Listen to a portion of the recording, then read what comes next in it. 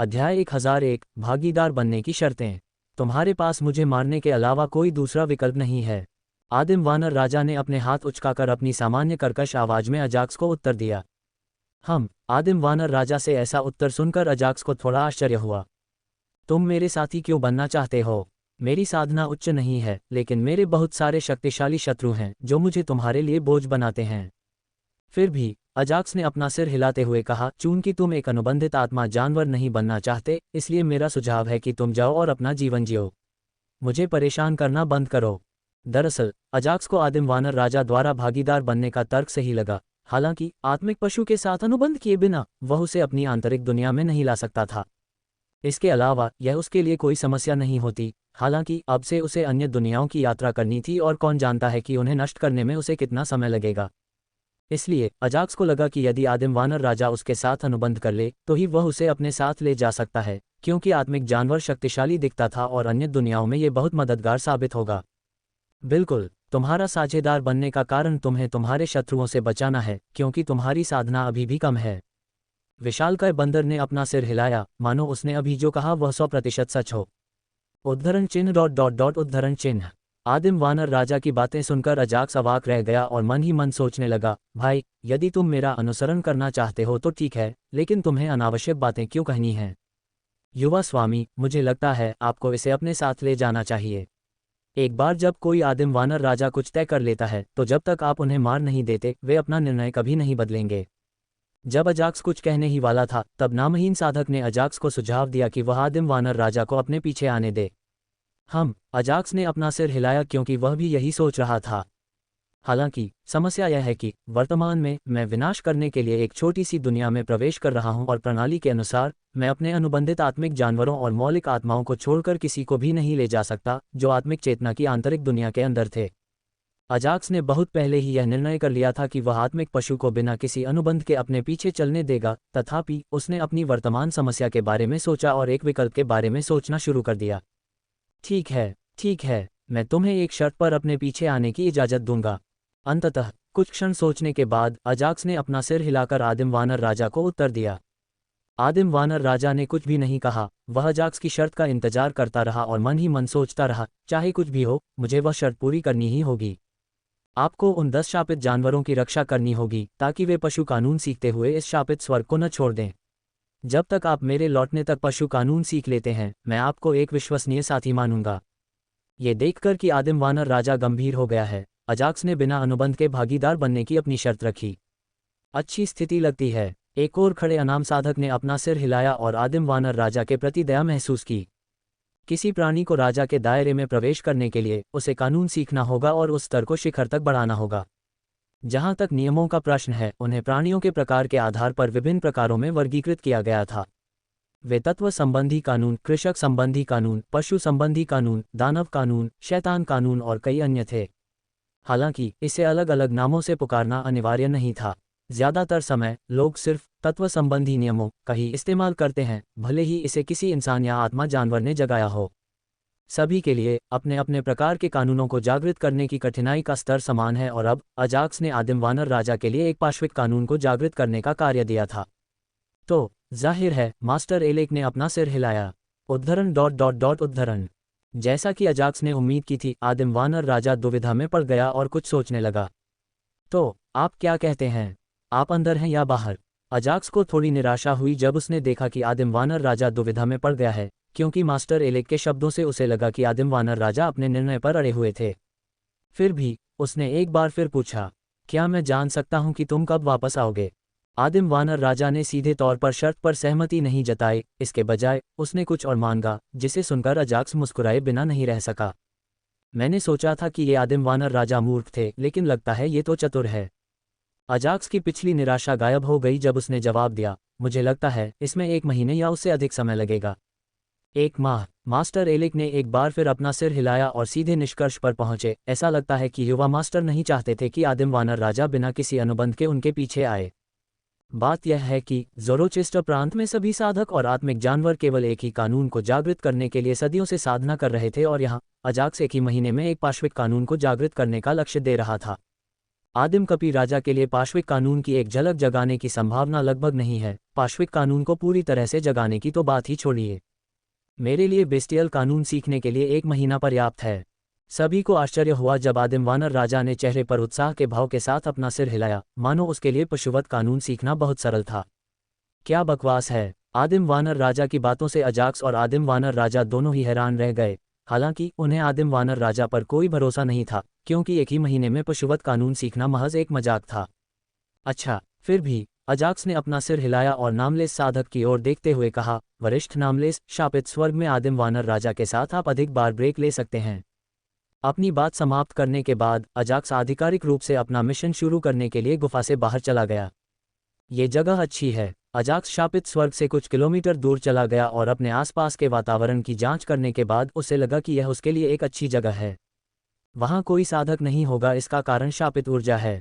जब तक उनके पास ऊर्जा निरोधक गोलियां नहीं होंगी, वे शापित रसातल के अंदर कुछ किलोमीटर भी प्रवेश नहीं कर सकते। शापित रसातल की गहराई में जाना तो दूर की बात है।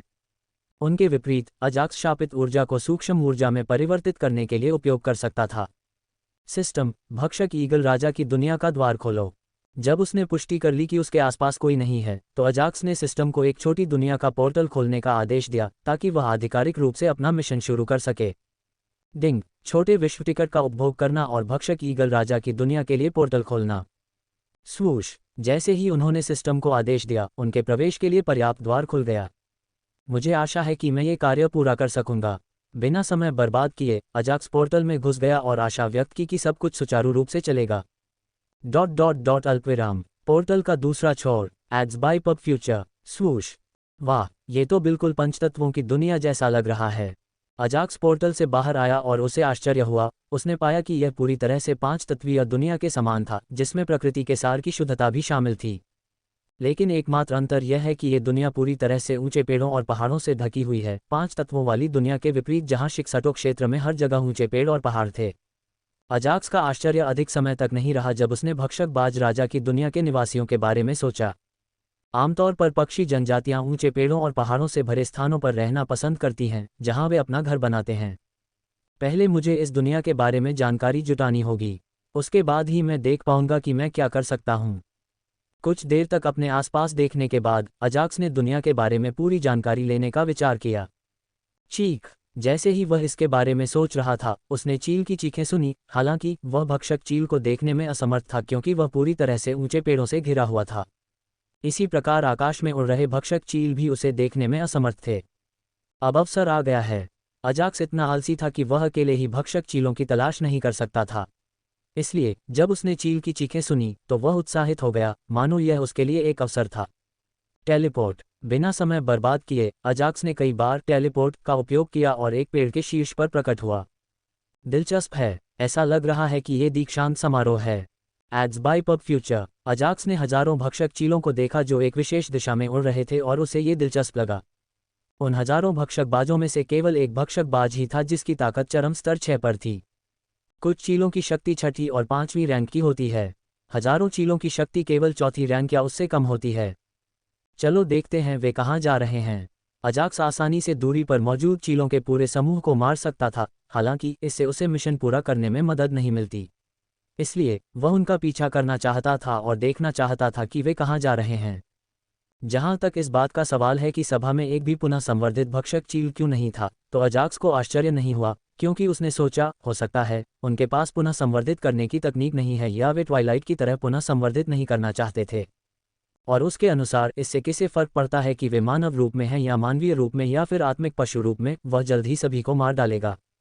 स्वूश, अजाक्स ने अपनी उपस्थिति पूरी तरह से वापस ले ली, क्योंकि उसने बिजली के बादल के कदम का पहला प्रभाव इस्तेमाल किया और ऊंचे पेड़ों की मदद से वह भक्षक चीलों का पीछा करने में सक्षम हो गया। भक्षक बाज के विवरण की बात करें तो उनकी लंबाई और चौड़ाई उनकी ताकत के आधार पर 5-10 मीटर होती थी, जो एक पक्षी के लिए काफी बड़ी थी। स्वूश स्वूश, अरे यार, यहाँ कोई पेड़ क्यों नहीं है? कुछ घंटों तक भक्षक बाज का पीछा करने के बाद अजाक्स ने उसका पीछा करना बंद कर दिया, क्योंकि वहाँ कोई पेड़ नहीं बचा था जिस पर वह उसका पीछा कर सके। और यदि वह उनका पीछा करता रहा तो उसे भक्षक चील आसानी से देख सकते थे, जो भक्षण और अपनी दृष्टि के लिए जाने जाते थे। अब मैं क्या करूं? अजाक्स ने भक्षक चीलों का पीछा करते रहने के लिए एक विचार पर अपना दिमाग लगाया। मैं इसका उपयोग करूंगा। अचानक उसे कुछ सूझा और बिना समय बर्बाद किए उसने अपनी सूची से एक गोली निकाली और उसे अपने मुंह में डाल लिया। डिंग, मेजबान ने एक अदृश्य गोली खा ली है। वह अगले 5 मिनट तक अदृश्य रह सकता है।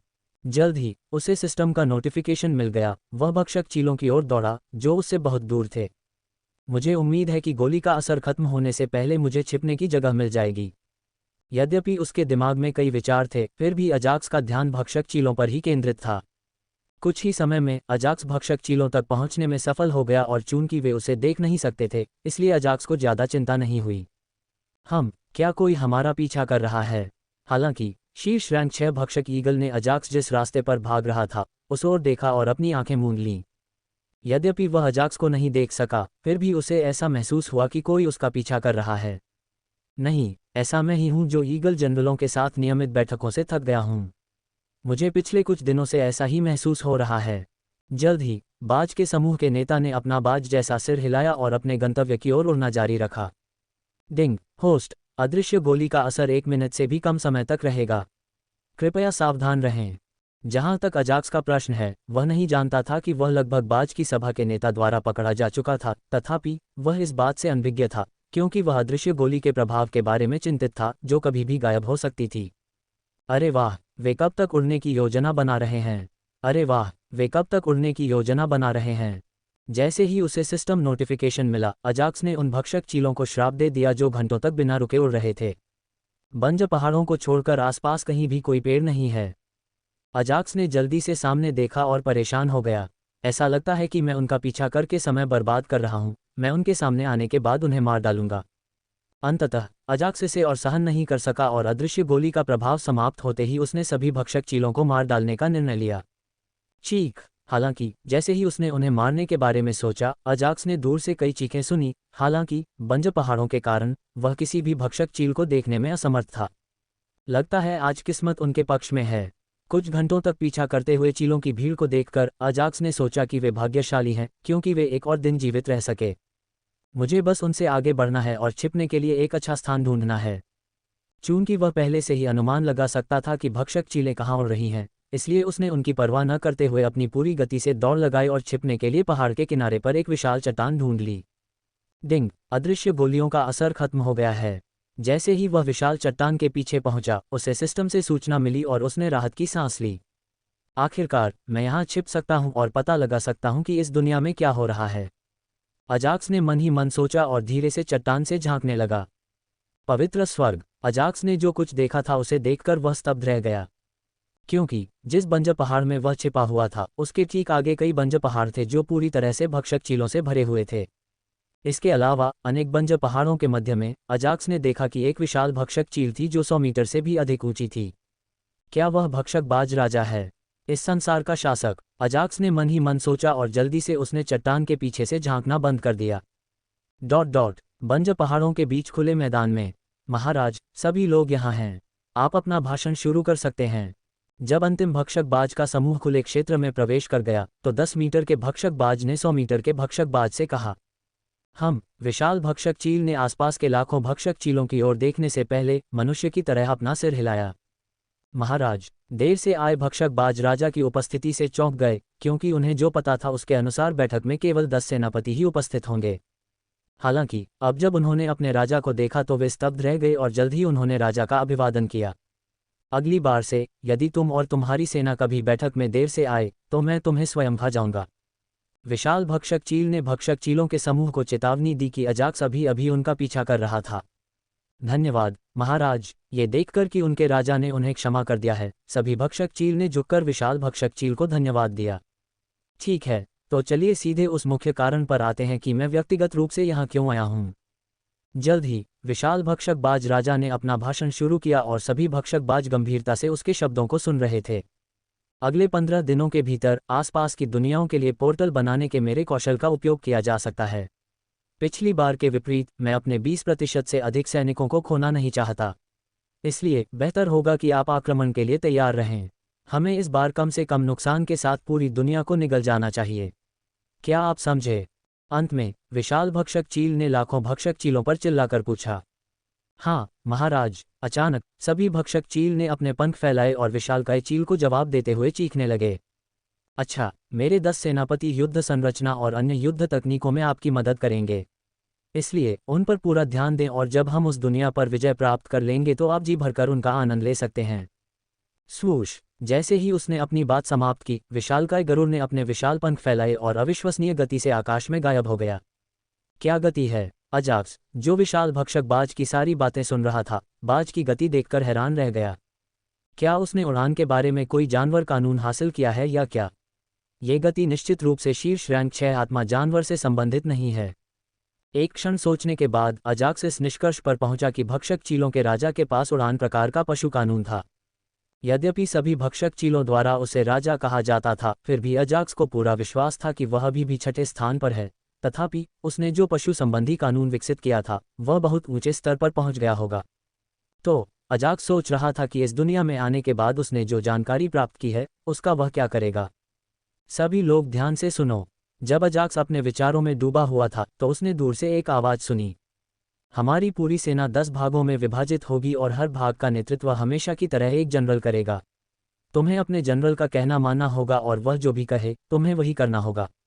समझे? यह आवाज़ भक्षक बाज राजा के प्रथम सेनापति की थी। हाँ, प्रथम जनरल। अपने बाज जैसे सिर हिलाते हुए वे आकाश में उड़े और अपने सेनापति के पीछे पीछे चलने लगे।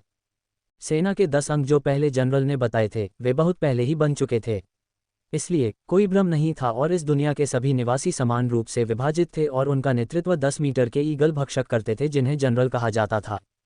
एक पल रुको, क्या उस विशाल चील भक्षक ने यह नहीं कहा था कि वह कुछ ही दिनों में एक अन्य छोटी दुनिया के लिए एक पोर्टल बना सकता है? अजाक्स ने जनरल डिवाइडर ईगल्स की चिंता नहीं की, इसके बजाय उसने एक शानदार विचार सोचा कि उसे अपना मिशन कैसे पूरा करना चाहिए। हाँ, मैं बस यही करूंगा, जल्द ही। अजाक्स ने अपनी योजना को अंतिम रूप देने से पहले ज्यादा सोचा भी नहीं। Grade 2 elemental paradise. भक्षक बाज राजा के शब्दों से अजाक्स को एक योजना सूझी जिसके बारे में उसे यकीन था कि वह काम करेगी। अगर यह असफल भी हो जाए तो भी मैं इस मिशन को पूरा कर सकता हूँ। अजाक्स, तुम दिन प्रतिदिन अधिक बुद्धिमान होते जा रहे हो। अजाक्स के चेहरे पर हल्की मुस्कान थी और वह अपनी बनाई योजना के लिए खुद की प्रशंसा कर रहा था। अपनी योजना शुरू करने के लिए मुझे तब तक इंतजार करना होगा जब तक कि भक्षक चील राजा दूसरी दुनिया का द्वार नहीं खोल देता। इसलिए मैं अगले 15 दिनों तक कहीं छिपकर रहूंगा। अपने मन में यह विचार रखते हुए अजाक्स धीरे धीरे अपने वर्तमान छिपने के स्थान से दूर चला गया और अगले 15 दिनों के लिए छिपने के लिए जगह तलाशने लगा। मुझे आश्चर्य है कि एक ही जाति इस दुनिया में कैसे जीवित रह सकती है। अपने ठिकाने की खोज करते समय अजाक्स को आश्चर्य हुआ कि इस दुनिया पर पूरी तरह से भक्षक चीलों का प्रभुत्व क्यों है। इसके अलावा इस तरह के प्रश्न, वे क्या खाएंगे, क्या वे दुनिया में केवल प्रकृति के शुद्ध सार पर ही जीवित रहेंगे, या वे एक दूसरे को खा जाएंगे? यद्यपि भक्षक चीलों के अस्तित्व के संबंध में कई प्रश्न थे, फिर भी अजाक्स का मुख्य ध्यान छिपने की जगह की खोज पर था। साथ ही वह किसी भी भक्षक चील पर नजर रखता था। हालांकि वह उनसे डरता नहीं था, लेकिन वह अपनी योजना को बिगाड़ना नहीं चाहता था। इसलिए वह अपने आसपास के माहौल के प्रति सतर्क था। Ads by pub future. ये भूमिगत गुफा छिपने के लिए अच्छी जगह हो सकती है। पता नहीं कितनी देर तक खोज करने के बाद उसे बंज पहाड़ों के पास कहीं एक अच्छा ठिकाना मिल गया जहां भक्षक बाज राजा ने अपना भाषण दिया था। क्योंकि अजाक्स ने एक भक्षक चील से सुना था कि बंज पहाड़ों के मध्य में द्वार खुला होगा। जल्द ही अजाक्स ने सावधानीपूर्वक एक भूमिगत गुफा में प्रवेश किया और चूंकि ये दुनिया पूरी तरह से भक्षक चीलों द्वारा शासित थी, इसलिए वहां कोई अन्य सबसे शक्तिशाली आत्मा जानवर नहीं था। इसलिए अजाक्स को भूमिगत गुफा में बसने में कोई समस्या नहीं हुई। प्रकाश पत्थर। जहां तक भूमिगत गुफा में प्रकाश की बात है तो उन्होंने प्रकाश देने वाले पत्थरों का इस्तेमाल किया जो लगातार प्रकाश उत्सर्जित करते रहते हैं। छोटी नीली, बाहर आओ। एक बार जब वह भूमिगत स्थान में बस गया तो उसने पशु भंडारण टोकन से फिरोजा आत्मा क्रेन को बुलाया। स्वूश! जल्द ही वह गुफा में प्रकट हुई और अपने आसपास देखने के बाद उसने पूछा, हम कहाँ हैं? उसके रक्त की संख्या बढ़ने के बाद उसका शरीर बहुत छोटा हो गया, इसलिए आत्मा क्रेन के लिए भूमिगत गुफा में बसने में कोई समस्या नहीं थी। हम भक्षक चील राजा की दुनिया में हैं, इसलिए बेहतर होगा कि आप अपनी उपस्थिति वापस ले लें और जब तक मैं खेती करूं, मेरी रक्षा करें। जैसे ही उसने अपनी बात समाप्त की, अजाक्स ने अपनी आंखें बंद कर लीं और आत्मिक सारस को कुछ भी समझाने की जहमत नहीं उठाई। क्या भक्षक बाज राजा की दुनिया? हम यहाँ क्यों आए हैं?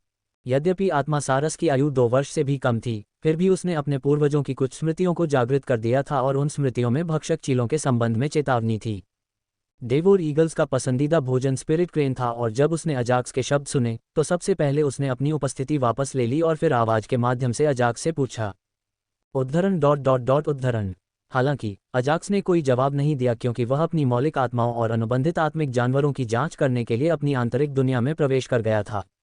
अजाक्स अब तक उन्हें परेशान नहीं करना चाहता था क्योंकि वे अभी भी अतिरिक्त पवित्र ऊर्जा को अवशोषित कर रहे थे और चूंकि उसके पास करने के लिए कुछ भी नहीं था, वह ये जांचना चाहता था कि उसके बुलाने से उनकी ताकत और युद्ध कौशल में कितनी वृद्धि हुई है। स्वूश, मालिक। जैसे ही अजाक्स आंतरिक दुनिया में प्रकट हुआ, आशीर्वाद के वृक्ष की वृक्ष आत्मा ग्लोरिया उसका स्वागत करने वाली पहली व्यक्ति थी। अजाक्स ने ग्लोरिया की ओर सहजता से अपना सिर हिलाया और फिर अपनी आवाज सभी को सुनाई, सभी लोग यहाँ एकत्र हो जाएं। चूंकि उसे अपने प्रत्येक बुलावे पर जाने में बहुत समय लग सकता था, इसलिए अजाक्स ने अपने सभी तात्विक आत्माओं और अनुबंधित आत्मिक जानवरों को अपने सामने इकट्ठा करने का निर्णय लिया। नमस्कार बुलावा मास्टर। गर्जन, नमस्कार गुरुजी। कुछ ही समय में सभी तात्विक आत्माएं और अनुबंधित आत्मिक जानवर उसकी ओर दौड़े और उत्साहपूर्वक उसका अभिवादन किया। आप सब कैसे हैं? अपने संबंध को कितना उत्साहित देखकर अजाक्स ने चेहरे पर हल्की मुस्कान के साथ पूछा। हम शक्तिशाली महसूस करते हैं, गुरु को बुलाते हैं। आप हमें बाहरी दुनिया में लड़ने की इजाजत कब देंगे गुरुजी? जल्द ही, सभी तात्विक आत्माएं और अनुबंधित आत्मिक जानवर उत्साहपूर्वक अन्य प्रश्न पूछते हुए उत्तर देने लगे। चूंकि वे पवित्र ऊर्जा के कारण अचानक बहुत शक्तिशाली हो गए थे, इसलिए हर कोई उनकी शक्तियों का परीक्षण करना चाहता था। जल्द ही, अजाक्स जानता था कि वे क्या सोच रहे थे और उसके पास उन्हें हमेशा के लिए आंतरिक दुनिया के अंदर रखने की कोई योजना नहीं थी। जब भक्षकबाज राजा दूसरी दुनिया का द्वार खोल देगा तो मैं उनके साथ द्वार में प्रवेश करूंगा। फिर निश्चित रूप से मुझे दूसरी दुनिया के प्राणियों के साथ साथ भक्षकबाजों की देखभाल करने के लिए आपकी मदद की आवश्यकता होगी। अजाक्स ने उनसे कुछ भी नहीं छिपाया और सब कुछ समझा दिया तथा उनसे 15 दिन और इंतजार करने को कहा। ये बहुत बढ़िया है, गुरु को बुलाना। सभी तत्व आत्माएं अपने बुलाए गए स्वामी को अपनी नई प्राप्त शक्ति दिखाने के लिए उत्सुक थीं। इसलिए उन्होंने अपनी उत्तेजना को दबा दिया और अपने सिर हिला दिए। आपके नए मौलिक स्वर्ग कैसे हैं? मैंने उन्हें ग्रेड 2 में अपग्रेड कर दिया है। जब वह पवित्र कुंड के अंदर था तो अजाक्स ने सभी तात्विक स्वर्गों को ग्रेड 2 तक उन्नत कर दिया। वर्तमान में उनका उच्चतम grade elemental paradise mini dark एबिस था, उसके बाद ग्रेड 3 थंडरपूल था। शेष सभी एलिमेंटल पैराडाइज के लिए वे ग्रेड 2 थे। इसलिए उन्होंने उनसे पूछा कि वे अपने नए तात्विक स्वर्ग में कैसा महसूस कर रहे हैं। वे अच्छे हैं। जब तक हम उन तात्विक स्वर्गों में पर्याप्त समय तक साधना करते रहेंगे तब तक सर्वोच्च कुलीन सामान्य क्षेत्र तक पहुंचना कोई बड़ी समस्या नहीं है। इग्निस ने अजाक्स को समझाया कि ग्रेड 2 एलिमेंटल पैराडाइज कितने अच्छे थे। ये सुनकर अच्छा लगा। मैं उन्हें जल्द ही ग्रेड 3 में अपग्रेड कर दूंगा। अजाक्स ने अपना सिर हिलाकर उन्हें मौलिक स्वर्गों के स्तर को बढ़ाने का आश्वासन दिया और फिर आदेश दिया, अब समय आ गया है कि आप मुझे अपनी साधना के बारे में बताएं। विशाल विकास। वोल्केनिस, चलो तुमसे शुरू करते हैं। अजाक्स ने सभी से अपनी साधना के बारे में बताने को कहा क्योंकि इससे उसे याद रखने में आसानी होगी और उसने शुरुआत के लिए वोल्केनिस को चुना। मेरी साधना अब स्तर 6 के कुलीन तत्व सामान्य क्षेत्र में है। जहां तक तत्व नियमों का प्रश्न है, एक स्तर 2 के दिव्य अग्नि क्षेत्र में है और दूसरा स्तर 1 के उड़ती तलवारों और तैरते क्षुद्रग्रहों का अग्नि स्वर्ग है। सिर हिलाते हुए वोल्केनिस आगे बढ़े और उन्हें अपनी हाल की उपलब्धियों के बारे में बताया। क्या? स्तर 6 अभिजात वर्ग सामान्य क्षेत्र और स्तर 2 मौलिक कानून। अजाक्स को वोल्केनी के शब्दों से आश्चर्य हुआ, हालांकि उसकी प्रशंसा करते समय उसने इसे अपने चेहरे पर नहीं दिखाया। यद्यपि वोल्केनीस को पवित्र ऊर्जा के कारण अच्छी उपलब्धियां प्राप्त हुई थीं, फिर भी वह बिल्कुल भी अभिमानी या घमंडी नहीं था क्योंकि वह जानता था कि उसकी ताकत का कारण अजाक्स था। शुरुआत से लेकर अब तक यह अजाक्स ही था जिसने उसे वह बनने में मदद की जो वह आज है। इसलिए वह अजाक्स के लिए हमेशा आभारी रहेगा। केवल वोल्केनिस ही नहीं, बल्कि एक भी मौलिक आत्मा या अनुबंधित आत्मा जानवर ने अपनी हाल की उपलब्धियों के कारण अपने चेहरे पर कोई गर्व या अहंकार नहीं दिखाया। नेक्रोस, स्तर 8 कुलीन मौलिक सामान्य क्षेत्र। बैन, स्तर 7 अभिजात वर्ग मौलिक सामान्य क्षेत्र। ज़ेन, स्तर 1 अंधेरे क्षेत्र तत्व कानून के साथ शीर्ष अभिजात वर्ग तत्व सामान्य क्षेत्र। Ads by pub future. जल्द ही एक के बाद एक मौलिक आत्मा ने अपने साधना क्षेत्रों के साथ साथ अपनी अन्य उपलब्धियों के बारे में भी बताया, यदि उन्हें पवित्र कुंड से हाल ही में प्राप्त हुई कोई वृद्धि मिली हो। सभी तात्विक आत्माओं में ज़ेन अचानक से सबसे शक्तिशाली तात्विक आत्मा बन गया, क्योंकि न केवल उसकी साधना सर्वोच्च कुलीन सामान्य क्षेत्र तक पहुंच गई, बल्कि उसने तात्विक कानून भी सीख लिया। जहां तक उन तात्विक आत्माओं का प्रश्न है जो स्तर 1 तात्विक सामान्य क्षेत्र में थे, उन्हें सीधे स्तर 1 कुलीन तात्विक सामान्य क्षेत्र में उन्नत कर दिया गया। फिर भी कुछ मौलिक आत्माएं थीं जो अन्य मौलिक आत्माओं जैसे कि स्पिरिस, क्लैरिस, नोविस, हेज, नेग और फ्लोरिस की तुलना में बहुत अधिक प्रगति कर पाईं। क्लैरिस और नोविस जल तत्व आत्माएं थीं, इसलिए उनकी साधना की गति उनकी मूल गति से लगभग 30 गुना थी और अन्य तत्व आत्माओं की तुलना में 2 गुनी थी। स्पिरिस, हेज, नेग और फ्लोरिस पवित्र ऊर्जा के साथ अपने अधिक आत्मीयता तत्व के कारण स्तर 3 के कुलीन सामान्य क्षेत्र तक पहुंच गए थे। अंत में स्लैड, यद्यपि वह एक पृथ्वी तत्व आत्मा था, लेकिन जब अजाक्स ने उसे पवित्र कुंड में बुलाया था, तब वह पवित्र कुंड के लाभों का पूरी तरह से आनंद लेने में सक्षम था। इसलिए उसकी साधना स्पाइरस और अन्य की तुलना में अधिक थी क्योंकि यह स्तर 5 के कुलीन सामान्य क्षेत्र तक पहुंच गई थी। हर कोई इतना शक्तिशाली हो गया। कोई आश्चर्य नहीं कि आप लड़ना चाहते थे। अजाक्स ने मजाक में मूल आत्माओं को उत्तर दिया और अनुबंधित आत्मिक जानवरों की ओर देखा ताकि वे अपनी साधना शुरू कर सकें। भाई अजाक्स, मैं कहूँगा। छोटा सुनहरा भालू राजा जो 10 साल के बच्चे के रूप में था, उत्साह से उछल पड़ा और कुछ कहने से पहले ही उसने कहना शुरू कर दिया, मैं सफलतापूर्वक रैंक 6 में प्रवेश कर गया, जबकि मेरे पिता शीर्ष 6 पर पहुंच गए। चूंकि डैन, वरिष्ठ स्वर्ण भालू राजा, पवित्र कुंड में प्रवेश करने से पहले ही रैंक 6 का आत्मिक जानवर था, इसलिए अजाक्स को उनके सुधार पर आश्चर्य नहीं हुआ। यदि उसने कोई पशु संबंधी कानून सीखा होता, तो अजाक्स आश्चर्यचकित हो जाता और अन्य आत्मिक पशुओं की ओर देखता। मास्टर, मैं भी शीर्ष रैंक 6 पर पहुंच गया हूं। मैं बाहर जाकर कुछ नष्ट करना चाहता हूं। इसके बाद दिव्य विनाशकारी ड्रैगन ने अपनी साधना की जानकारी देते हुए उत्साह से अपनी पूंछ जमीन पर पटक दी। डेमिलिस, समुद्री वृषभ, मैं शीर्ष रैंक 6 पर पहुंच गया। ब्लैक किटी और रेड किटी शीर्ष रैंक 6 पर पहुंच गईं। बंदर और तेंदुआ शीर्ष रैंक 6 पर पहुंचे। जल्द ही सभी आत्मिक प्राणियों ने अपनी अपनी साधना के बारे में बताना शुरू कर दिया और सभी शीर्ष रैंक 6 पर पहुंच गए, जिससे अजाक्स को आश्चर्य हुआ। ऐसा लगता है कि पवित्र ऊर्जा मेरी सोच से कहीं अधिक मूल्यवान है। अंततः अजाक्स को समझ में आ गया कि सिस्टम ने उसे पवित्र कुंड में प्रवेश करने के लिए क्यों कहा, जबकि इसे उसकी साधना में कोई मदद नहीं मिलने वाली थी। लेकिन समस्या यह है कि मुझे और अधिक पवित्र ऊर्जा कहाँ मिलेगी? अजाक्स ने अपना सिर हिलाया क्योंकि वर्तमान में वह पवित्र कुंड के अलावा किसी भी पवित्र ऊर्जा स्रोत के बारे में अनभिज्ञ था। हालांकि वह पवित्र कुंड भी आशीर्वाद के पेड़ और मेरे द्वारा पूरी तरह से खाली कर दिया गया था। ठीक है सब लोग, आप पहले से ही बहुत शक्तिशाली हो गए हैं। यह मैं ही हूं जो कमज़ोर हूं, लेकिन चिंता मत करो, मैं अपनी साधना बढ़ाने के लिए काम कर रहा हूं। इसलिए मैं कुछ ही समय में आप तक पहुंच जाऊंगा। चूंकि उसने पहले ही विश्व विनाश मिशन शुरू कर दिया था, इसलिए वह केवल अगले 15 दिनों तक धैर्यपूर्वक प्रतीक्षा कर सकता था और जब तक उसकी योजना काम करती रहेगी, उसकी साधना 2 स्तरों तक बढ़ जाएगी। ये सही है। अजाक्स उस दूसरी दुनिया को नष्ट करना चाहता था जिसके लिए भक्षक चील राजा द्वार खोल रहा था। फिर भी वह इसे नष्ट नहीं करेगा। इसके बजाय यदि विश्व बचाने योग्य है तो वह इसे बचाएगा। इसके अलावा जब तक मेरी योजना काम करती है, मुझे अन्य छोटी दुनियाओं के टिकट के बारे में चिंता करने की ज़रूरत नहीं है। अजाक्स अपनी सारी आशाएं अपनी योजना पर लगा रहा था, क्योंकि जब तक वह सफल रहेगी, उसे दुनिया को नष्ट करने वाले बाकी मिशन के बारे में चिंता करने की ज़रूरत नहीं थी। चिंता मत कीजिए गुरुजी, आप अपना समय ले सकते हैं क्योंकि आप अपनी वर्तमान उम्र के हिसाब से पहले से ही शक्तिशाली हैं। वोल्केनीस और अन्य लोग पहले से ही अपनी वर्तमान ताकत से संतुष्ट थे। इसके अलावा उनका गुरु सिर्फ 15 साल का एक युवा था जो पहले से ही लेवल 2 जनरल रियलम साधक बन चुका था। इसलिए उन्होंने विनम्रता से कहा कि अजाक्स अपनी उम्र के हिसाब से पहले से ही शक्तिशाली था।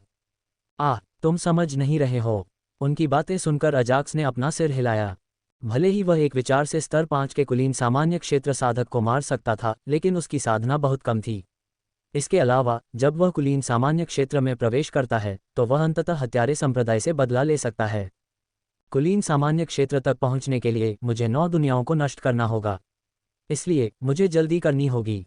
बेशक अजाक्स ने ये शब्द अपने बुलावे पर नहीं कहे थे, बल्कि उसने मन ही मन सोचा था। वैसे भी मुझे आपकी सभी साधनाओं को सर्वोच्च कुलीन सामान्य क्षेत्र तक बढ़ाने में मदद करने दीजिए। यद्यपि उसकी सभी तात्विक आत्माएं पहले से ही शक्तिशाली हो चुकी थीं, फिर भी अजाक्स के पास उन्हें और अधिक शक्तिशाली बनाने में मदद करने के तरीके थे। तो फिर वह उन तरीकों का उपयोग क्यों नहीं करेगा? वास्तव में हेलो और अन्य जैसी मौलिक आत्माएं, जिनके पास केवल स्तर 1 के कुलीन सामान्य क्षेत्र की साधना थी, ने अपने चेहरों पर उत्साह के भाव के साथ अजाक्स से पूछा। बिल्कुल, अजाक्स ने चेहरे पर आत्मविश्वास भरी मुस्कान के साथ अपना सिर हिलाया। ऐसा कहने के बाद अजाक्स ने मन ही मन सिस्टम से पूछा, सिस्टम, मुझे elite general real elemental spirit stones और king real elemental spirit stones की कीमतें दिखाओ। अजाक्स उन 2 मौलिक पत्थरों की कीमतें जानना चाहता था क्योंकि वह उन 2 पत्थरों के बीच की कीमतों की तुलना करना चाहता था। कुलीन सामान्य क्षेत्र के स्पिरिट स्टोन में केवल 50% सफलता होती है। इसके अलावा अगर सफल भी हो जाए तो तत्व आत्मा की साधना पूरे क्षेत्र के बजाय केवल एक स्तर तक ही आगे बढ़ेगी। जहां तक राजा क्षेत्र के मौलिक आत्मा पत्थर का प्रश्न है, यह मौलिक आत्मा को सीधे स्तर 1 से शिखर स्तर 10 कुलीन सामान्य क्षेत्र तक उनकी साधना बढ़ाने में मदद करेगा और सफलता दर 100% है। हालांकि अजाक्स को यकीन था कि कीमत बहुत बड़ी होगी, फिर भी वह इनमें से एक पत्थर खरीदने से पहले इन दोनों पत्थरों की तुलना करना चाहता था। डिंग, अभिजात वर्ग के सामान्य क्षेत्र के मौलिक स्पिरिट स्टोन की कीमत 1500 स्पिरिट पॉइंट है। डिंग, राजा क्षेत्र मौलिक आत्मा पत्थर लागत 25,000 आत्मा अंक। जैसे ही उसने कीमत के बारे में पूछा, सिस्टम ने 2 नोटिफिकेशन भेजे जिससे अजाक्स काफी डर गया। वे बहुत महंगे हैं। उसके दिमाग में केवल यही विचार था, क्योंकि एक सामान्य क्षेत्र के मौलिक स्पिरिट स्टोन की कीमत केवल 100 स्पिरिट पॉइंट होती है। हालांकि अब एलिमेंटल स्पिरिट स्टोन उसे पिछले एलिमेंटल स्टोन की तुलना में 15 गुना चार्ज कर रहा है। जहां तक इस king real elemental spirit stone की बात है, मुझे लगता है कि इसकी कीमत मेरी उम्मीदों के अनुरूप है। इसके बाद उन्होंने राजा क्षेत्र के मौलिक आत्मा पत्थर के बारे में सोचा, क्योंकि सर्वोच्च कुलीन सामान्य क्षेत्र तक पहुंचना सबसे उच्च साधना है जिसे इस ज़रोचेस्टर प्रांत में कोई भी प्राप्त कर सकता है। अगर मैं बहुत भाग्यशाली हूं तो मैं लेवल 1 के elite general real elemental spirit के लिए elite general real elemental spirit stone में से 10 खरीद सकता हूं। हालांकि मैं भाग्यशाली नहीं हूं और इसके लिए मुझे 30,000 स्पिरिट पॉइंट खर्च करने होंगे। बेहतर होगा कि मैं king real elemental spirit stone खरीदूं। हालांकि साथ ही मैं अकेले उनकी खेती पर सभी स्पिरिट पॉइंट खर्च नहीं कर सकता, क्योंकि एलिमेंटल पैराडाइज को अपग्रेड करने या एलिमेंटल लॉ को जागृत करने की तुलना में उनकी खेती बढ़ाना आसान था। जल्द ही अजाक्स दुविधा में पड़ गया कि अब उसे मौलिक आत्मा पत्थर में से कौन सा खरीदना चाहिए। जब तक अजाक्स के पास पर्याप्त लड़ाइयाँ थीं, अजाक्स अपनी मौलिक आत्माओं और अनुबंधित आत्मा जानवरों को उनकी खेती बढ़ाने में मदद कर सकता था। हालांकि जब मौलिक कानून को जागृत करने में उनकी मदद करने की बात आई तो अजाक्स कुछ नहीं कर सका। इसके अलावा उसकी आंतरिक दुनिया में मौजूद लगभग सभी तात्विक स्वर्ग केवल ग्रेड 2 के थे और वह उनके ग्रेड को ग्रेड 3 तक बढ़ाना चाहता था। इसलिए उनकी साधना की गति अविश्वसनीय गति से बढ़ जाएगी। बुलाओ गुरु, कुछ बात है क्या? रक्त तत्व की आत्मा रक्त ने अजाक्स के चेहरे पर तनाव देखा और अजाक्स से इसके बारे में पूछा। कुछ नहीं, बस मुझे 1 मिनट दो। अजाक्स ने अपना सिर हिलाया और अपने सामने मौजूद 3 विकल्पों के बारे में सोचने लगा, तथा यह भी कि उसे उन 3 विकल्पों में से क्या चुनना है। सिस्टम, एलिमेंटल लॉ स्टोन की कीमत क्या है और एलिमेंटल पैराडाइज को ग्रेड 3 तक अपग्रेड करने की लागत क्या है? अगले ही क्षण अजाक्स ने उसके पास उपलब्ध अन्य 2 विकल्पों की कीमतों के बारे में पूछा। डिंग, एलिमेंटल लॉ स्टोन और ग्रेड 2 एलिमेंटल पैराडाइज से ग्रेड 3 एलिमेंटल पैराडाइज तक के उन्नयन की लागत दोनों 10,000 स्पिरिट पॉइंट हैं। डिंग, हालांकि मेजबान के वर्तमान साधना स्तर के साथ वह केवल 3 तात्विक कानून पत्थर ही खरीद सकता है। इन दोनों विकल्पों की कीमत अच्छी है। पहले 25,000 स्पिरिट पॉइंट्स की कीमत देखने के बाद अजाक्स को लगा कि 10,000 स्पिरिट पॉइंट्स अच्छे हैं और उसने सोचा, यहाँ फिर से खेती पर प्रतिबंध आ गया है। जब अजाक्स ने दूसरा सिस्टम नोटिफिकेशन देखा तो वह अपना सिर हिलाने से खुद को रोक नहीं सका। यदि ऐसा कोई प्रतिबंध न हो तो मैं सभी तात्विक आत्माओं के लिए एक तात्विक पत्थर खरीदूंगा। चूंकि प्रत्येक तात्विक आत्मा कानून पत्थर से तात्विक कानून सीख सकती थी और यह मुख्य स्थिति थी जहां कई साधक जागृति में असफल हो जाते थे, जिसके परिणामस्वरूप राजा क्षेत्र में प्रवेश करने का उनका प्रयास विफल हो जाता था। इसलिए अजाक्स ने तात्विक कानून पत्थरों को खरीदने के बारे में सोचा, क्योंकि वे राजा क्षेत्र तात्विक आत्मा पत्थर की तुलना में बहुत सस्ते थे। अच्छा, तब अजाक्स ने निष्कर्ष पर पहुंचने से पहले ज्यादा समय तक नहीं सोचा और सिस्टम को आदेश दिया, मैं 3 मौलिक कानून पत्थर खरीदूंगा। चूंकि वह केवल 3 मौलिक कानून पत्थर ही खरीद सकता था, इसलिए अजाक्स पहले उन्हें खरीदना चाहता था। डिंग, कृपया उस प्रकार का मौलिक कानून पत्थर चुनें जिसे आप खरीदना चाहते हैं। जैसे ही उन्होंने सिस्टम को आदेश दिया, उसने उत्तर दिया और उनसे तत्वीय कानून पत्थर के लिए तत्व प्रकार चुनने के लिए कहा। क्या वहाँ सार्वभौमिक तत्व कानून पत्थर नहीं है? जब अजाक्स ने सिस्टम अधिसूचना देखी तो वह भौंचक्का रह गया और उसने सार्वभौमिक मौलिक कानून पत्थर के बारे में पूछा। अब तक उन्हें सिस्टम से जो भी मिलता था वह अधिकतर सार्वभौमिक प्रकार की वस्तुएं होती थीं। उदाहरण के लिए, वह सार्वभौमिक आत्मिक पत्थर प्राप्त करता था जिसका उपयोग कोई भी साधक कर सकता था। न केवल स्पिरिट स्टोन बल्कि एलिमेंटल स्पिरिट स्टोन भी एक जैसे थे। इसलिए उसने भौहें सिकोड़कर इसके बारे में पूछा। डिंग, नहीं, कृपया मौलिक कानून पत्थरों के लिए 3 तत्वों का चयन करें। सांस, अजाक्स ने मौलिक कानून पत्थरों के तत्वों के बारे में सोचने से पहले सिस्टम अधिसूचना को देखकर आह भरी। ज़ेन, नेक्रोस, बेन, उनके पास अच्छी साधना है, इसलिए उन्हें एक मौलिक कानून पत्थर देने से वे अधिक शक्तिशाली हो जाएंगे। हालांकि ज़ेन के पास पहले से ही एक मौलिक कानून है, बेन के पास 5 मौलिक जहर जैसा शक्तिशाली हथियार है और नेक्रोस के पास एक अजेय कौशल है। जल्द ही अजाक्स ने एक के बाद एक मौलिक आत्मा के बारे में सोचना शुरू कर दिया क्योंकि उसने मौलिक कानून पत्थर के लिए तत्वों को खत्म करना शुरू कर दिया था। कौशल क्रिस्टल खरीदना। यहाँ तक कि यदि किसी तात्विक आत्मा ने किसी तात्विक कानून पत्थर के बिना भी तात्विक कानून को जागृत कर लिया तो वे किसी अन्य तात्विक कानून को सीखने के लिए तात्विक कानून पत्थर का उपयोग कर सकते हैं। यही कारण है कि अजाक्स ने ज़ेन के बारे में तब भी सोचा जब वह पहले से ही एक मौलिक कानून पत्थर के बिना एक मौलिक कानून जागृत कर चुका था। हालांकि यही कारण था कि अजाक्स ने ज़ेन को समाप्त कर दिया क्योंकि वहां अन्य तात्विक आत्माएं थीं जिनके पास कोई तात्विक कानून नहीं था। सेरानो का मामला भी ज़ेन जैसा ही है, इसलिए मेरा मानना है कि सेरानो को सूची से हटा देना बेहतर होगा। वोल्केनिस और इग्निस पहले से ही एलिमेंटल लॉ स्टोन का इस्तेमाल कर चुके हैं, इसलिए वे इसका इस्तेमाल नहीं कर सकते। स्पिरस स्लैट। जल्द ही उन्होंने सूची से प्रत्येक मौलिक आत्मा का नाम हटाने का कारण बता दिया और अंततः 3 ऐसे नाम ढूंढ निकाले जिन्हें हटाने का उन्हें कोई बड़ा कारण नहीं मिला, और निस्संदेह वे कोई और नहीं बल्कि हेलो, ब्लड और प्रोफिस थे। ये दुर्लभ सहायक मौलिक आत्माएं हैं। भले ही वे अभी भी लेवल 1 के कुलीन जनरल दायरे में थे, लेकिन वे पहले से ही लेवल 9 और लेवल 10 के कुलीन जनरल दायरे के साधकों से बिना किसी समस्या के लड़ सकते थे। इसलिए उन्हें एलिमेंटल लॉ स्टोन देना बाघों को पंख देने के बराबर है। बिना समय बर्बाद किए अजाक्स ने सिस्टम को 3 तत्वों की जानकारी दे दी। डिंग। 3 मौलिक कानून पत्थरों, रक्त, अंतरिक्ष और समय को खरीदने के लिए 30,000 स्पिरिट पॉइंट काटे जाते हैं। डिंग। शेष स्पिरिट अंक 4,38,000।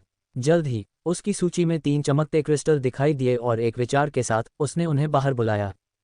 ब्लड, हेलो और प्रोफिस, मेरे पास तुम्हारे लिए ये चीजें हैं। ये शब्द कहते हुए अजाक्स ने उन पर 3 मौलिक कानून पत्थर फेंके। ये है। तीनों तात्विक आत्माएं एक क्षण के लिए चौंक गईं, फिर एक साथ अजाक्स को उत्तर दिया, ऐसी अमूल्य वस्तु के लिए धन्यवाद। मैं आने वाले दिनों में आपके अद्वितीय कौशल पर निर्भर रहूंगा, इसलिए बेहतर होगा कि आप जितनी जल्दी हो सके उनमें मौलिक कानून को जागृत करें। ये शब्द कहते समय अजाक्स का चेहरा गंभीर था और उन 3 तात्विक आत्माओं ने नए तात्विक कानून को जागृत करने के लिए अपने तात्विक स्वर्गों की ओर जाने से पहले अपने सिर हिलाए। जिन लोगों ने अभी तक मौलिक कानून को जागृत नहीं किया है उनके लिए मुझे ये कहते हुए खेद है, लेकिन मैं उन्हें जल्द ही मौलिक कानून के पत्थर उपलब्ध नहीं करा सकता। इसलिए आपको कड़ी मेहनत करनी होगी और अपने दम पर मौलिक कानून को जागृत करना होगा। यद्यपि उसकी हरकतें पक्षपातपूर्ण लग रही थीं, फिर भी अजाक्स के पास कोई विकल्प नहीं था क्योंकि वह भी केवल 3 मौलिक कानून पत्थर ही खरीद सकता था। इस बारे में चिंता मत करो, गुरु को बुलाओ। आप पहले से ही हमें बहुत सारे खेती के संसाधन दे रहे हैं। जिन तात्विक आत्माओं को अभी भी तात्विक कानून को जागृत करना है, उन्होंने अपने चेहरे पर हल्की मुस्कान के साथ अजाक्स को उत्तर दिया। अजाक्स उनके शब्दों से प्रभावित हुआ और उन्हें कुछ देने का फैसला किया। इसलिए एक विचार के साथ उसने मौलिक आत्माओं के लिए कौशल क्रिस्टल के बारे में पूछा। डिंग। सामान्य कौशल क्रिस्टल की कीमत 1000 स्पिरिट पॉइंट होती है, जबकि सहायक कौशल क्रिस्टल की कीमत 2000 स्पिरिट पॉइंट होती है। अच्छा है, वे बहुत सस्ते हैं। तात्विक कौशल क्रिस्टल की कीमत देखने के बाद अजाक्स को लगा कि वह अपने सभी तात्विक आत्माओं को एक क्रिस्टल दे सकता है। सिस्टम, मैं अपने पास मौजूद हर मौलिक आत्मा के लिए एक कौशल क्रिस्टल चाहता हूं। बिना समय बर्बाद किए अजाक्स ने अपनी इच्छानुसार मात्रा के अनुसार सिस्टम का ऑर्डर दे दिया। डिंग। वर्तमान में मेजबान के अधीन 22 मौलिक आत्माएं हैं, उनमें से 10 सहायक मौलिक आत्माएं हैं। डिंग। 12 सामान्य कौशल क्रिस्टल की कीमत 12,000 स्पिरिट पॉइंट है। डिंग। 10 सहायक कौशल क्रिस्टल की कीमत 20,000 स्पिरिट पॉइंट है। जल्द ही सिस्टम नोटिफिकेशन की एक श्रृंखला उसके सामने प्रकट हुई और सभी कौशल क्रिस्टल उसकी सिस्टम इन्वेंट्री में जोड़ दिए गए। चिंता मत करो, मैं तुम्हें ये क्रिस्टल दूंगा। एक बार जब उसने अपनी सूची में कौशल क्रिस्टल देखा तो उसने उन्हें बाहर निकाला और उन्हें सभी मौलिक आत्माओं को दे दिया, और उसने ब्लड, प्रोफिस और हेलो को कौशल क्रिस्टल देने के लिए छोटे सुनहरे भालू राजा ज़ैन को भी भेजा। धन्यवाद सम्मन मास्टर, हम निश्चित रूप से दिखाएंगे कि हम कितने शक्तिशाली बन गए हैं और भविष्य में बनेंगे। जल्द ही सभी तात्विक आत्माओं ने अजाक्स के प्रति अपना आभार व्यक्त किया। जबकि तात्विक आत्माएं अपना आभार व्यक्त कर रही थीं, सभी अनुबंधित आत्मिक जानवर थोड़े ईर्ष्यालु थे क्योंकि अजाक्स तात्विक आत्माओं को सब कुछ दे रहा था। सबसे पहले उन्होंने प्रत्येक तात्विक आत्मा को अपना स्वयं का तात्विक स्वर्ग दिया, बाद में उन्होंने 3 तात्विक आत्माओं को तात्विक कानून पत्थर दिए और अब उन्होंने सभी तात्विक आत्माओं को कौशल क्रिस्टल भी दिए। वास्तव में ऐसा नहीं था कि अजाक्स अपने अनुबंधित आत्मिक जानवरों को कुछ नहीं देना चाहता था। उसने तात्विक आत्मा भंडार से जो भी वस्तुएं खरीदी थीं, उनका उपयोग केवल तात्विक आत्मा ही कर सकती थी तथा अनुबंधित आत्मा जानवर उनका उपयोग नहीं कर सकते थे। जहां तक तुम्हारा सवाल है, मेरे पास तुम्हें देने के लिए ज्यादा कुछ नहीं है। अजाक्स उनसे केवल एक कड़वी मुस्कान के साथ ये शब्द कह सका, हालांकि अचानक उसे कुछ ख्याल आया। जैन, क्या तुमने उन्हें कौशल क्रिस्टल पहले ही दे दिए हैं? अजाक्स ने छोटे सुनहरे भालू राजा से पूछा। हाँ भाई। उसने चेहरे पर मुस्कान के साथ उत्साह से अपना सिर हिलाया। सभी अनुबंधित आत्मिक जानवरों में से जैन एकमात्र ऐसा था जो मौलिक आत्माओं से ईर्ष्या या परेशानी नहीं करता था। इसे विशेष आत्मा पशु भोजन कहा जाता है। ऐसा कहते हुए उसने विशेष आत्मिक पशु भोजन का एक हिस्सा निकाला और जैन को दे दिया। वाह, ये तो बहुत स्वादिष्ट खुशबू आ रही है। यद्यपि यह अजाक्स के लिए बिना किसी गंध वाली एक गोली थी, फिर भी आत्मिक जानवरों की नज़र में यह अलग थी। जैसे ही उसे गोली मिली, छोटे सुनहरे भालू राजा ने उसे अपने मुंह में डाल लिया क्योंकि सभी आत्मिक जानवरों की नज़र गोली पर थी। स्वूश! जैसे ही उसने गोली फेंकी, जैन का शरीर पीले रंग की रोशनी से चमक उठा और फिर बिना किसी निशान के गायब हो गया। डिंग! विशेष आत्मा जानवर भोजन का छोटे सुनहरे भालू राजा पर कोई प्रभाव नहीं पड़ता है। सांस सिस्टम नोटिफिकेशन से अजाक्स को राहत मिली और उसने जैन को देने से पहले इन्वेंट्री से एक और गोली निकाल ली। पहले की तरह ही उसने एक बार फिर उसे अपने मुंह में डाला और जल्द ही उसका शरीर चमकीले सुनहरे रंग से चमकने लगा। सभी लोग उत्सुक हो गए जब उन्होंने जैन के शरीर पर सुनहरी रोशनी देखी जो पहले वाली से कहीं अधिक बड़ी थी। मुझे आशा है कि वह जानवरों से संबंधित कानून सीखेगा और सभी अनुबंधित आत्मिक प्राणियों में सबसे अधिक उत्साहित और जिज्ञासु व्यक्ति होंगे जैन के पिता, डैन, जो वरिष्ठ स्वर्ण भालू राजा हैं। वह पहले से ही शीर्ष रैंक 6 का पुनः संवर्धित आत्मा जानवर था, हालांकि उसके पास अभी भी जानवर कानून को जागृत करने के संकेत नहीं थे और उसके अनुसार इसमें उसे समय लगेगा। हालांकि जब उसने देखा कि उसका बेटा चमकदार सुनहरे कानून के साथ चमक रहा था, तो इसका मतलब होगा कि वह अपनी पैतृक यादों से कुछ जागृत कर रहा था। इसलिए जो भी चीज़ें प्राप्त की जा सकती हैं, उनमें से पशु कानून सबसे मूल्यवान चीज़ होगी जो कोई भी पैतृक स्मृतियों से प्राप्त कर सकता है। डिंग! मेजबान के अनुबंधित आत्मिक जानवर को पशु कानून, गोल्डन बियर किंग का डोमेन सीखने के लिए बधाई। क्या सुनहरी रोशनी जैन के शरीर से गायब होने से पहले ज़्यादा देर तक नहीं रही? हालांकि उसी समय अजाक्स को सिस्टम नोटिफिकेशन मिल गया जिससे वह हैरान हो गया, क्योंकि उसे उम्मीद नहीं थी कि जैन इतनी जल्दी एक जानवर कानून को जगा देगा। हाँ, जल्द ही वह हंसने लगे क्योंकि यह अच्छी बात थी और उन्होंने सोचा, भले ही इसके लिए 2 हिस्से लेने पड़े, लेकिन यह इसके लायक है। अजाक्स ने विशेष आत्मा पशु भोजन के पिछले हिस्से के बारे में नहीं सोचा और छोटे सुनहरे भालू राजा के सिर को थपथपाया। इसके अलावा मुझे अचानक कुछ याद आ गया। जल्द ही अजाक्स ने अपने अनुबंधित आत्मा जानवरों को देखा और कहा, आने वाले दिनों में हम भक्षक चीलों को मार देंगे, इसलिए आप उन्हें जितना चाहें उतना खा सकते हैं। मैं मौलिक आत्माओं को उन्हें न खाने का आदेश दूंगा। आमतौर पर अगर वे दूसरे आत्मिक जानवरों को खा जाते हैं तो आत्मिक जानवर की साधना अविश्वसनीय गति से बढ़ जाती है। दूसरा आत्मिक जानवर जितना ज़्यादा शक्तिशाली होगा, उतनी ही ज़्यादा साधना उन्हें मिलेगी। इसके अलावा औसत या कम शक्तिशाली आत्मिक जानवरों के मामले में उसके अनुबंधित आत्मिक जानवरों को अधिक से अधिक आत्मिक जानवरों का उपभोग करना पड़ता है। हम उस समय की प्रतीक्षा करेंगे जब आप हमें बुलाएंगे, गुरुजी।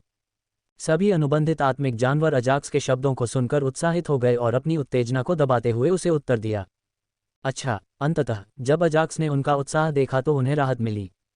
पहले तो वे मूलभूत आत्माओं के प्रति थोड़ी ईर्ष्यालु थे, तथापि थोड़े से आश्वासन से ही वे उत्साहित हो गए, क्योंकि वे न केवल भक्षक चीलों को खाकर अपनी साधना बढ़ा सकते थे, बल्कि उन्हें थोड़ी जानकारी भी थी कि भक्षक चीलों का मांस बहुत स्वादिष्ट होता है। यद्यपि उसके अधीन अधिकांश तात्विक आत्माएं अपनी साधना बढ़ाने के लिए आत्मिक जंतुओं का उपभोग नहीं करती थीं, फिर भी ब्लड, नेक्रोस, जन, डेब्रस और फ्लोरिस जैसी कुछ तात्विक आत्माएं थीं। तो मूलतः वह सभी को यह विश्वास दिलाना चाहता था कि वह अनुबंधित आत्मिक जानवरों के प्रति पक्षपात दिखा रहा है।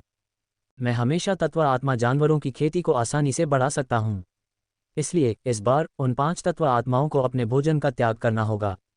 अजाक्स ने मन ही मन सोचा और फिर कहा, ठीक है सब लोग, जाओ और अगले 15 दिनों तक जो चाहो करो। हालांकि जब मैं तुम्हें बुलाऊंगा तो तुम सभी भक्षक चीलों को मारने के लिए अपने पूरे रूप में आओगे। निश्चित रूप से सभी तात्विक आत्माएं और अनुबंधित आत्मिक जानवर उत्साहित थे और अपने स्थानों पर वापस जाने से पहले उन्होंने अपना सिर हिलाया। भाई अजाक्स, घोस्ट कब वापस आएगा? जब सभी लोग जा रहे थे तो जैन अजाक्स के पास गया और धीमी आवाज में पूछा।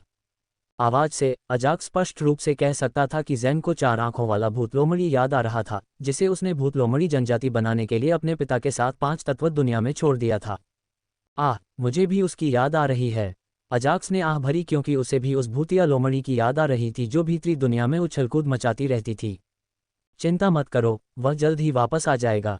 फिलहाल वह अपने पिता के साथ है और उसे अपने पिता से अलग हुए कई साल हो गए हैं, इसलिए उसे कुछ समय के लिए अपने पिता के साथ रहने दो। अजाक्स ने इस तरह समझाया कि छोटे सुनहरे भालू राजा को भी समझ में आ जाए। हाँ, मुझे भी अपने पिता से अलग रहना पसंद नहीं है। उन्हें अपने आप वापस आने दो। जैसे ही उसने अपनी बात समाप्त की, जैन अपने पिता की ओर दौड़ा, जबकि अजाक्स के चेहरे पर हल्की मुस्कान आ गई। सिस्टम, मुझे जानवर कानून की जानकारी दिखाओ जिसे जैन ने अभी जागृत किया है। उसी समय उसने सिस्टम से पशु कानून के बारे में पूछा क्योंकि वह इसके बारे में उत्सुक था और इसके बारे में अधिक जानना चाहता था। डिंग, जानवर कानून का नाम गोल्डन भालू राजा का डोमेन स्तर 1। प्रभाव, सक्रिय होने पर आत्मा जानवर के चारों ओर 10 मीटर का क्षेत्र दिखाई देता है और जानवर की युद्ध क्षमता और कौशल 5 मिनट के लिए 5 गुना बढ़ जाते हैं। जानवर कानून का कौशल, गोल्डन भालू राजा का स्मैश।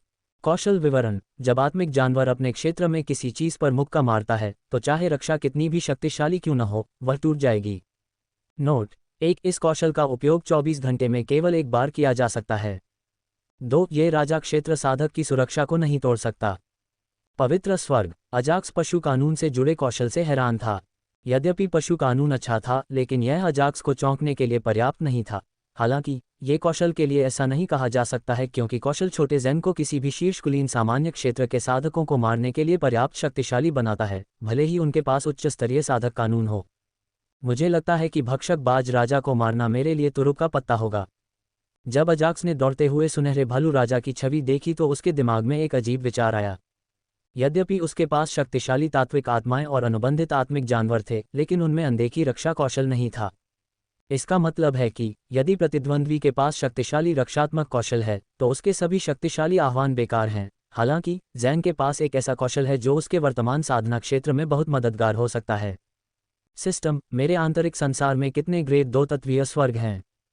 छोटे सुनहरे भालू राजा के पशु कानून की जांच करने के बाद अजाक्स ने सिस्टम से मौलिक स्वर्ग के बारे में पूछा।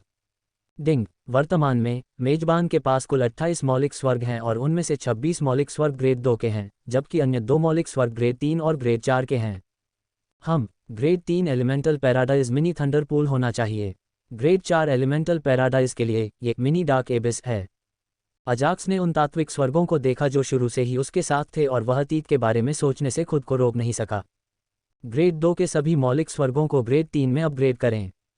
जल्द ही उन्होंने अपना सिर हिलाया और सिस्टम को मौलिक स्वर्गों को उन्नत करने का आदेश दिया।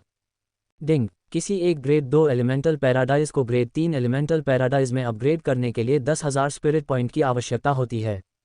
क्या आप वाकई उन सभी 26 को अपग्रेड करना चाहते हैं? हमेशा की तरह सिस्टम ने एक पुष्टिकरण अधिसूचना भेजकर पूछा कि क्या अजाक्स अपने निर्णय के बारे में आश्वस्त है, क्योंकि लेन देन की राशि 2,60,000 स्पिरिट पॉइंट होगी जो काफ़ी बड़ी थी। इसलिए सिस्टम ने स्पिरिट पॉइंट को तुरंत खर्च नहीं किया। मुझे यकीन है, बस उन सभी को अपग्रेड करें। जब अजाक्स ने सिस्टम की अधिसूचना की पुष्टि की तो उसके चेहरे पर कोई झिझक नहीं थी, क्योंकि वह उच्च श्रेणी के तात्विक स्वर्गों के लाभों को जानता था।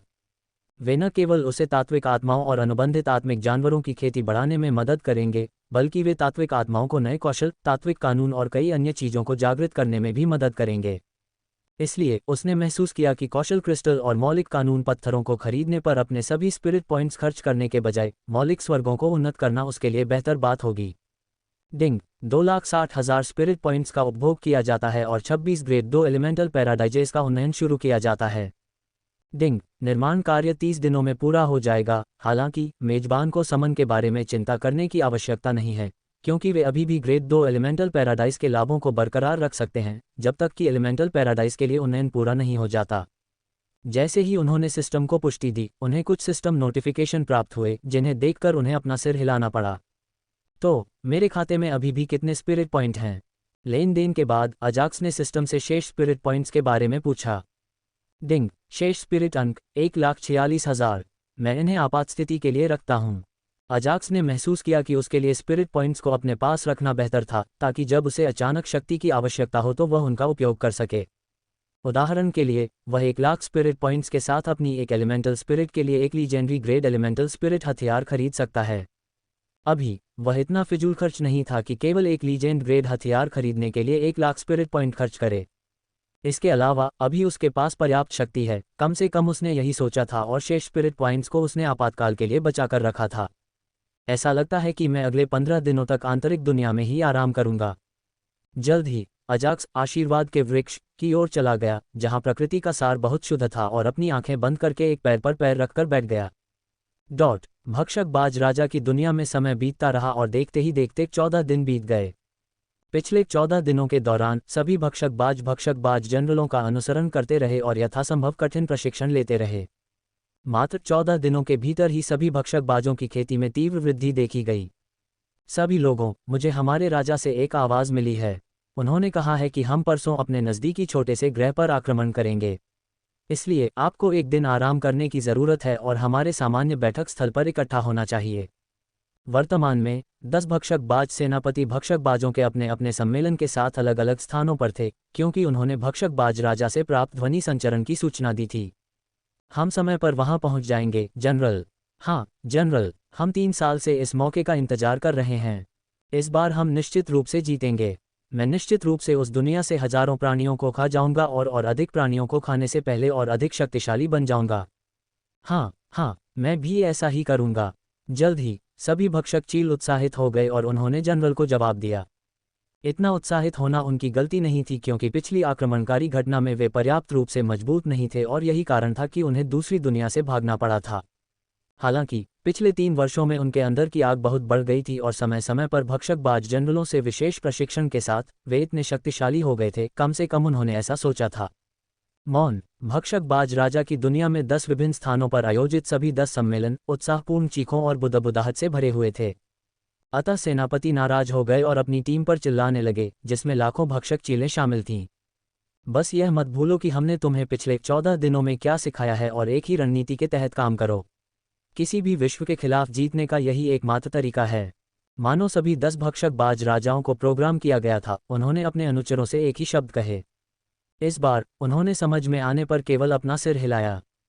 ठीक है, आप हमारी बैठक स्थल की यात्रा शुरू करने से पहले अगले 24 घंटे आराम कर सकते हैं। सभी भक्षकबाज सेनापतियों ने अपने अनुचरों की बातों से संतुष्ट होकर उन्हें चले जाने का आदेश दिया। स्वूश स्वूश, जल्द ही सभी भक्षक चील अविश्वसनीय गति से उड़ गए। चीख। जब उनके सभी अनुचर चले गए तो 10 भक्षक गरुड़ राजा आकाश की ओर चीखते हुए अपने सामान्य बैठक स्थान की ओर उड़ गए। आप सब यहाँ हैं, अच्छा है। जैसे ही सभी भक्षकबाज सेनापति बंजर पहाड़ों में बैठक स्थल पर पहुंचे, विशाल भक्षकबाज राजा पहले से ही बंजर पहाड़ों के मध्य में बैठा हुआ था। कई बंजर पहाड़ों के बीच में 100 मीटर लंबा विशालकाय भूरे रंग का भक्षकबाज जमीन पर बैठा था। उसके सामने 10 मीटर लंबे विशालकाय समान रंग के 10 चील बड़े सम्मान से बैठे थे। महाराज, हमने वैसा ही किया जैसा आपने कहा था। हमने उन्हें प्रशिक्षित किया और उन्हें विश्वास दिलाया कि वे पिछली बार की तुलना में बहुत मजबूत हैं। हाँ महाराज, हमारे ये छोटे छोटे अनुचर परसों होने वाले आक्रमण के लिए बहुत उत्साहित हैं। सभी भक्षकबाज सेनापति अपनी आंखों में बुरी नज़र के साथ भक्षकबाज राजा को सूचित करते हैं। महाराज, क्या आप हमें यहाँ चाहते थे? हालांकि उनमें से केवल एक ने राजा को सूचित नहीं किया, बल्कि उसने राजा से यह कारण पूछा कि उन्हें यहाँ क्यों बुलाया गया। मुझे प्रथम जनरल का सीधे मुद्दे पर बात करने का रवैया बहुत पसंद है। हाँ, राजसी हंसी के साथ भक्षकबाज राजा ने आगे कहा, मुझे राजा के दायरे में घुसने का मन कर रहा है। हालांकि कुछ ऐसा है जो मुझे रोक रहा है और वह मेरे पशु कानून से एक आत्मा का निर्माण कर रहा है। और मैंने तुम्हें यहाँ इसलिए बुलाया है ताकि मैं तुम्हें जानवरों से जुड़े कानून के बारे में अपने विचार बता सकूं। मुझे उम्मीद है कि तुम सभी भक्षण जानवरों से जुड़े कानून को सीखोगे। बिना समय बर्बाद किए भक्षक गरुड़ राजा ने सीधे कारण बताया कि उसने उन्हें क्यों बुलाया था। धन्यवाद महाराज। जल्द ही सभी भक्षक गरुड़ सेनापति अपने राजा का वचन सुनकर उत्साहित हो गए। उनके लिए शीर्ष रैंक 6 तक पहुंचना कोई बड़ी समस्या नहीं थी, क्योंकि उन्हें बस अन्य आत्मिक प्राणियों का उपभोग करना था। हालांकि एक जानवर कानून को जागृत करना बहुत मुश्किल है। इसके अलावा जब आप किसी विशिष्ट पशु कानून पर ध्यान केंद्रित कर रहे हों तो ये बहुत कठिन होता है। इसके अलावा यदि वह पशु कानून जिसे वे जागृत करने का प्रयास कर रहे थे उनका दूसरा पशु कानून था, तो यह और भी कठिन हो जाएगा। ये सही है, वे डेवोर नामक एक दूसरे पशु कानून को जागृत करने का प्रयास कर रहे थे, जो एक दुर्लभ लेकिन शक्तिशाली पशु कानून था। जहां तक पहले पशु कानून की बात है जिसे उन्होंने समझा, वह था उन्नत त्वरण, जो उड़ने वाले प्रकार के आत्मिक पशुओं को उड़ान भरने में तथा जमीन पर रहने वाले आत्मिक पशुओं को तेज गति से चलने में मदद कर सकता था। कुछ शताब्दियों पहले मैं बस एक छोटा सा नौसिखिया था। हालांकि मैंने पिछले राजा के साथ अपने आक्रमणों के दौरान छोटी दुनिया में से एक में एक दुर्लभ प्राणी को खा लिया। इस वजह से कुछ ही समय में मैं शीर्ष रैंक 6 पर पहुंच गया। हालांकि मेरे दुर्भाग्य से मैंने सामान्य प्रकार के जानवर कानून उन्नत त्वरण को जागृत कर दिया। इससे पहले भले ही मेरे पास साधना थी, लेकिन पिछले राजा और उसके सेनापतियों द्वारा मुझे लगातार धमकाया जाता था। एक दिन वही बदमाशी हुई जिसमें मैंने गलती से एक सेनापति को मार डाला और इसे छिपाने के लिए मैंने उसे खा लिया। जब भक्षकबाज राजा अपनी आपबीती बता रहा था तो सभी भक्षकबाज सेनापति उसकी कहानी सुन रहे थे, क्योंकि वे जानते थे कि वह उन्हें ये कहानी क्यों बता रहा है। शुरुआती शब्दों में उन्हें अपने राजा पर दया आ रही थी, क्योंकि शीर्ष रैंक 6 पर पहुंचने के बावजूद लगातार धमकाया जाना बहुत ज्यादा था। हालांकि जल्द ही उन्हें एहसास हुआ कि कैसे उनका राजा कुछ दशकों में इतना शक्तिशाली हो गया और पिछले राजा को उखाड़ फेंकने में सक्षम हो गया। जल्द ही मेरे अंदर कुछ ऐसा हुआ जो दूसरे जनरल से लगातार हो रही बदमाशी का बदला लेना चाहता था। इसलिए मैंने उन्हें मारना शुरू कर दिया और एक एक करके उन्हें खा लिया और धीरे धीरे देवोर, जानवर कानून और उन्नत वर्ण के बारे में जानकारी बढ़ाई। जब तक मैंने सभी जनरलों को मार डाला, मैं उन्नत वर्ण को 10 स्तर तक बढ़ाने में सक्षम हो गया और सफलतापूर्वक इस पूरी दुनिया में सबसे तेज भक्षक ईगल बन गया। इतना कहकर भक्षकबाज राजा एक क्षण के लिए रुक गया, मानो वह अतीत को याद कर रहा हो। तो आपने सीधे राजा का सामना किया और उसे खा लिया, है ना महाराज? ये देखकर कि उनके राजा एक क्षण के लिए रुक गए, भक्षक गरुड़ सेनापतियों में से एक ने अपनी आंखों में बड़ी उत्तेजना भरते हुए पूछा। नहीं, हालांकि भक्षकबाज राजा ने अपना सिर हिलाते हुए कहा, भले ही मैं सबसे तेज भक्षकबाज बन गया, लेकिन मुझे पता था कि मैं उसके मुकाबले में नहीं था। इसलिए मैंने उसके प्रति अपनी वफादारी की कसम खाई जब तक कि वह हमारे आक्रमणों में से एक में घायल नहीं हो गया। जैसे ही वह घायल हो गया और अपने महल में आराम कर रहा था, मैंने एक अवसर देखा और उसे खा लिया। इसी तरह मैंने जानवर को खा जाने का कानून सीखा। आंखों में चमक के साथ भक्षक गरुड़ राजा ने अपने अतीत के बारे में बात करना समाप्त किया। हालांकि महाराज, इससे हमें भक्षण पशु कानून को जागृत करने में कोई मदद नहीं मिलेगी। हमेशा की तरह प्रथम सेनापति ने राजा को उत्तर दिया, हालांकि उसकी आंखों में सम्मान था। असली हिस्सा अब आएगा। भक्षकबाज राजा की आंखों में कोई क्रोध नहीं था जब उसने आगे कहा, भले ही मैंने पिछले राजा को खाकर स्तर 1 भक्षण सीखा था, लेकिन यह मत भूलो कि मैं इसे स्तर 10 तक अपग्रेड करने में सक्षम था। अन्य आत्मिक जानवरों का उपभोग करते समय आपको जो पहली बात याद रखनी है वह है खाने का आनंद लेना। जल्द ही भक्षकबाज राजा ने अपने सेनापतियों को पशु कानून को जागृत करने के तरीके बताने शुरू कर दिए। उनके द्वारा दिए गए संकेत बहुत सरल लग रहे थे और कोई भी आत्मिक पशु या साधक उसे समझ सकता था। हालांकि अन्य प्राणी भक्षक चीलों की तरह भाग्यशाली नहीं थे। संक्षेप में ये केवल 3 मुख्य संकेत थे। वे थे: 1. खाने का आनंद लें। 2. खाने से आने वाली ऊर्जा के प्रवाह को महसूस करें। 3. इस प्रक्रिया को 10,000 बार या उससे अधिक बार दोहराएं। महाराज, क्या भक्षण पशु कानून को जागृत करना इतना आसान है? सभी भक्षकबाज सेनापति ये देखकर आश्चर्यचकित हो गए कि उनके राजा के ये संकेत कितने सरल थे और उन्होंने उससे पूछा, अन्य प्राणियों के लिए ये सरल नहीं है, तथापि हम जैसे भक्षक चीलों के लिए यह आसान है जब तक हम 3 चरणों का पालन करते हैं। उसके पास कोई ऐसा नहीं था जो ये संकेत दे सके। हालांकि वह चाहता था कि उसके अधीन 10 सेनापति शक्तिशाली बने, इसलिए उसने उन्हें शक्तिशाली बनाने में मदद करने के लिए अपनी शक्ति में सब कुछ किया।